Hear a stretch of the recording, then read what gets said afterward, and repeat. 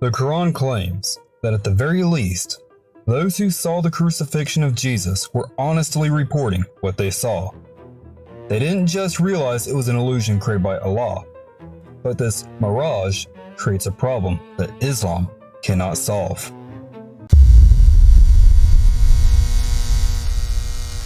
We start with the event of the crucifixion. This is accepted by nearly all scholars across every religious view. Atheist scholar Gert Ludemann says, Jesus' death as a consequence of crucifixion is indisputable. The agnostic Bart Ehrman adds, the crucifixion of Jesus by the Romans is one of the most secure facts we have from the entire ancient world.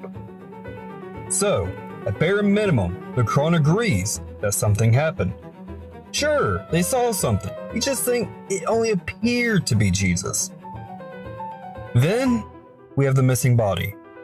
This fact has the support of roughly 75% of scholars. Christians claimed the tomb was empty in the very city where Jesus was killed.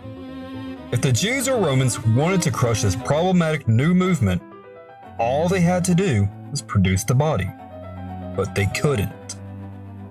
The earliest creed of the church, found in 1 Corinthians 15, proves Christians were teaching the resurrection immediately. So, even the ultra-skeptic Robert Funk of the Jesus Seminar admits the conviction that Jesus had risen from the dead had already taken root, 2 or 3 years at most after the crucifixion. This creed says he stayed with them for 40 days. This is where the Muslim has a massive handicap. You cannot explain away the resurrection claims without rejecting the scholarship, or making Allah an incompetent boob. Now let's deal with the favorite excuses of apologists like Dr. Shabir Ali. 1. The hallucination theory. Atheists love this one, but it's a non-starter. The probability of group hallucinations, especially consistent, detailed ones involving eating and touching, is nearly zero. Hallucinations are like dreams. 2 people don't have the same one at the same time for 40 days. 2. The swoon and rescue theory. Shabir Ali favors the idea that Jesus was on the cross, survived it, and was bodily raised to God later. But here's the reality.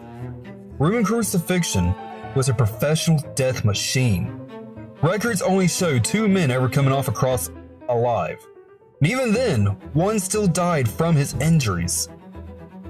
Now, a Muslim could posit a miracle here, that God saved him and healed him. But, if Jesus survived, why did he never clear the air? Why did he let his apostles believe he died and rose? If Allah is perfectly clear, why did he stay mum and allow his perfect guide to create the largest religion of shirk? Then we have Paul. He was an enemy, a rising star in the persecution of Christians. He gained nothing but shipwrecks, beatings, and state-sponsored execution. He abandoned everything for a cult. Why? Paul claimed an appearance of the risen Jesus after the ascension. So either Allah allowed Jesus to go down and essentially prank Paul, or Allah let a jinn do it. But Paul was confirmed by the apostles such as Peter. He wasn't bringing anything new except his new attitude. Most Muslims hold to the substitution theory though, that someone like Judas or Simon of Cyrene took his place. Now, if the women prepared the body of the substitute and then found the tomb empty, why? What was the point of the empty tomb? It serves nothing except to validate the resurrection. If you hold to this, Allah is no more than just a cosmic trickster. He created the conditions for a religion destined for hell. This is where the irony becomes inescapable. Muslims often mock Christians for the doctrine of atonement, asking why an innocent man should pay for the sins of others. Yet, Their own tradition creates a darker version of that very same concept. Let's look at Sahih Muslim 2767. The Prophet of Islam said, "When it will be the day of resurrection, Allah would deliver to every Muslim, a Jew, or a Christian, and say, 'That is your rescue from hellfire.'" Now, Christians believe Jesus is the ransom who died for our sins so that we could be free. Islam rejects this, yet this hadith claims that we, the Christians, are the ransom for them. So if the substitution theory is true, then Allah intentionally deceived the followers of Jesus for 600 years, letting them die in a state of shirk, just so he could use them for human currency to pay the debts of Muslims on Judgment Day. This isn't just a plan, it's a setup. It suggests God doesn't just save his people, but a God who needs a class of people to deceive and condemn just to make his salvation work. The fact scholars accept the crucifixion, the death, the empty tomb, and the belief that within 40 days they were experiencing the appearance of Jesus.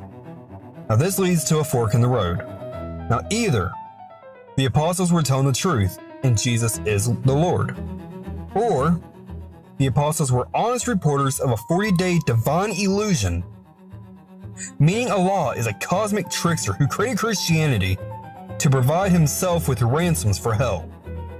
If your God is the author of the very lie he punishes, is he a God worth worshiping? Or will you follow the one who actually died to pay your debt that he didn't owe, rather than a God who demands you pay for a debt you didn't create? The choice is yours.